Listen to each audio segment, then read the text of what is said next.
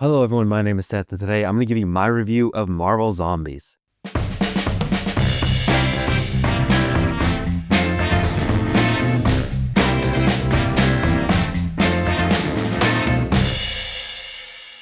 I don't know about where you are, but here in North Carolina, the air's cooling off, the leaves are starting to change ever so slightly. So with it getting closer to Halloween, I think there's no better time for me to go ahead and review Marvel Zombies. But before we go any farther, go ahead and like this video, hit subscribe, and hit the bell icon so you never miss a video. Share this video around with any friends or family. It could help the channel grow and it would absolutely make my day. So if you're not familiar, there was a Marvel Zombies, I believe it was 2 episodes in the first season of What If, and Marvel Zombies, the show, takes place after the events of those 2 episodes. So right from the beginning of this show, I don't think it wastes any time getting into the story, getting to what is going to propel these characters forward.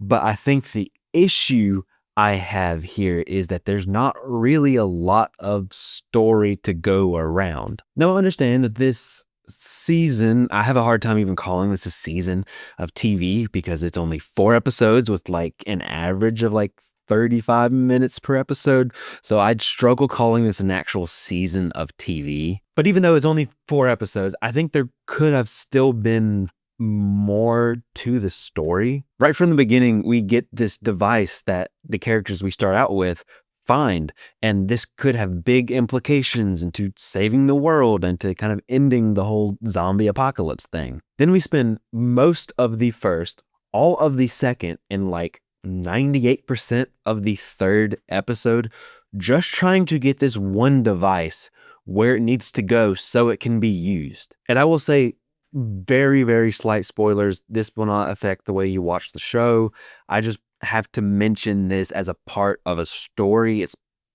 I just have to mention this as a part of the story. So it's just a real quick spoiler. So just skip ahead a few seconds if you don't want to hear anything. But that device doesn't end up mattering at all in the grand scheme of the story. So as a whole, I would say that the pacing of the story is not really good. And the ending of this season is incredibly abrupt. I didn't check the time of the episode, so I didn't know how much time was left. But when we were getting toward the end, I was like, okay, we're starting to see some things. All right, we still probably have got about 10 or 15 more minutes left to kind of resolve this at least a little bit.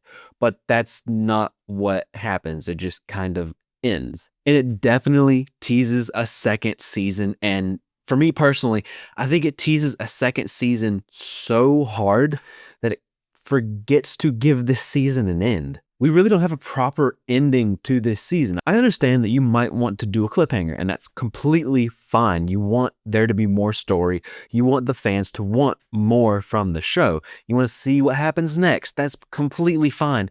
But you can at least give somewhat of a conclusion to the story you were telling. I think the best way I can describe this story is it just has a feeling of like a little kid taking some of his favorite action figures and just kind of mashing them up together and making this just make-believe story in his bedroom. And that kind of premise, that kind of vibe can be fun and it can be interesting. It has potential. And honestly, a lot of the fun of kind of a what if story like this is if what if this character was different, or what if that character was in a different position. We get quite a bit of that here, and that just really isn't enough to grip you. It's a fun jumping off point, but that shouldn't really be your whole story. That shouldn't be the whole of the characters and their arcs. We need real meat to this story, and we just don't have it. There's even a moment in episode 3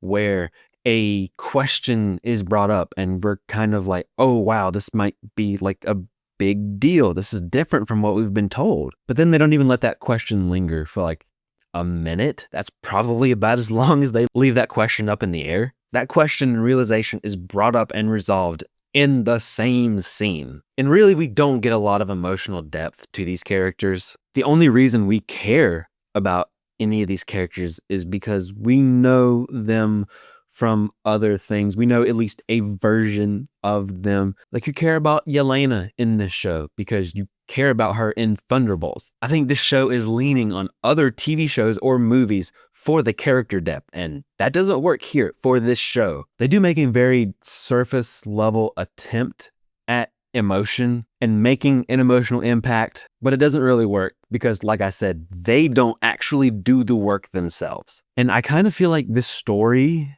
is an excuse for some kind of just zombie superhero action and some interesting visuals, and they do actually nail that. The show does have absolutely fantastic action sequences, and you can tell the creators, the showrunners, they really wanted to get to that zombie action. And they did a great job of showcasing just some of the zombie chaos in a world full of superpowers. Like in one sequence with Shang-Chi, you have Pimtech going crazy and creating giant zombies. Like, that's really fun. The action definitely does go over the top in the best way possible. It is very, very violent and is very gory at times. So even though this is animated, I would not let your kid watch this. But when an action scene was going on, it had my full attention because I didn't want to miss what was going on. The fight choreography and the animation was that good. I wanted to see everything, and I wish it was kind of that way with the story, but at least the action is really, really good. They got creative with fights. They used different people's powers very well. It was a lot of fun. And there's one action sequence with the Hulk. Not going to spoil anything. I want you to see it for yourself. It is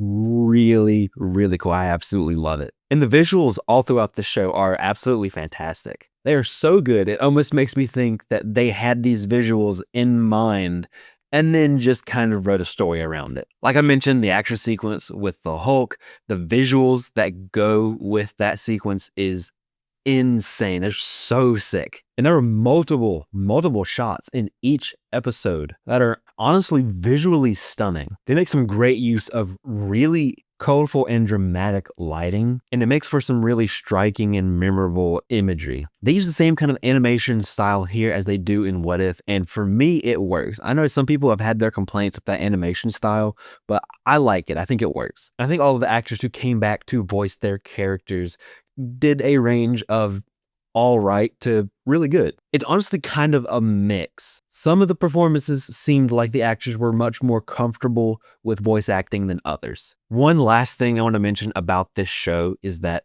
it just reminds me how much I really, really want Mahershala Ali's Blade movie to happen. At this point, I'm kind of thinking it's not gonna happen. It doesn't really seem like it's gonna happen. I'm not a betting man, but if I had to put money on it, I would say it's not gonna happen, at least with Mahershala Ali. But at least I got a little bit of a taste of that here. But for me, just personally, Moon Knight Blade in this show was so incredibly underused. He was so cool, and I just wish we got more from him. Honestly, I kind of wish that this was his show. So overall, I think if you're just looking for something fun to put on during the Halloween season, this show will probably work for you. If you're wanting some character depth, you're wanting some good story, some good character development, you're not really going to find it here. But if you want some great superhero zombie action and some really incredible visuals, then this has it. I gotta say, as a whole, I think Marvel Zombies is very okay. But I would say that I'm interested to see if they have anything cooking up for a season 2. I'd be interested to see where they take the story, if they get the opportunity, and maybe they have a chance to improve upon some of my issues. But that's it. That's my review of Marvel Zombies. Have you seen this show? Let me know what you thought in the comments section down below. I'd love to have a conversation with you about it. Thank you so much for watching. I really appreciate it. Don't forget to like this video, hit subscribe, and hit the bell icon so you never miss a video. You can follow me on social media pretty much anywhere at CinemaSeth, and I'll see you next time.